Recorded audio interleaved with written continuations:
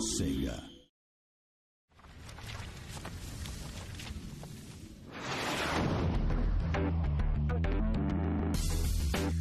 When Sega acquired us, it was part of a movement to do more Western development, to expand development around licenses. The strategic acquisition of San Francisco-based developer Secret Level was a key step in Sega's goal of securing the Iron Man property. This acquisition also raised the stakes for the once independent developer. Iron Man means a lot to our company. It's a chance to really reach out and hit the mass market in a way that we don't often get the chance to do. It's a real testament to Sega's commitment to the project, to Marvel in general, that they're going and building up their internal studio around, the Iron Man franchise. The problem with a lot of licensed games is that they don't have enough time. So one of the ideas behind acquiring a studio like Secret Level was, hey, if we acquire Secret Level and we then go and sign a license with Marvel, we can go instantly to Secret Level and say, hey guys, we have this great license, start working right now. Once the license was secured, Secret Level had to begin designing a game based on a character with virtually unlimited abilities. This presented some development challenges. How are we going to do this? This guy, he can do everything. He can fly as fast as airplanes. He can hover.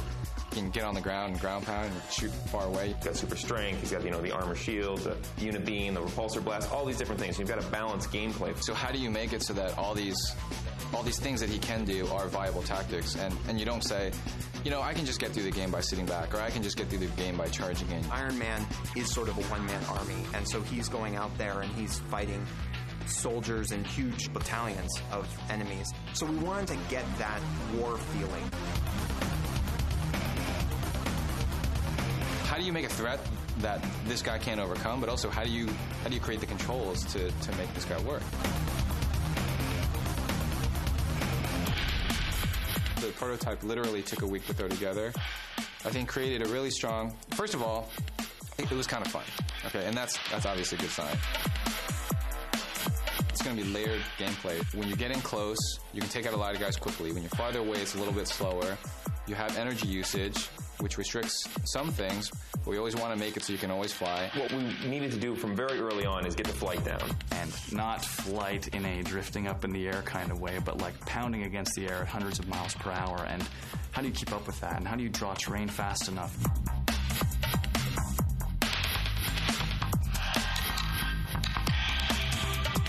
We didn't want to have a game where you're just a character running through, a street or whatever. You can fly. When you've got a character that can fly anywhere at any time, you've got to have an area that's ready for that. We want to have tracer bullets constantly zipping by, and we want to have a chaotic battlefield type feeling.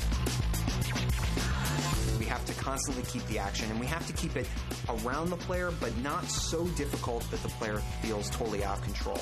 And so I think that's an area that we're really working on. How many missiles can come at you at the same time? How many people can be firing at you?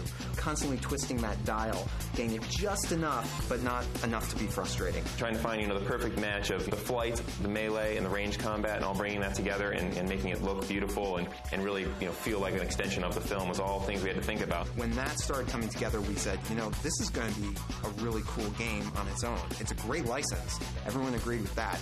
But this is going to be a really cool game.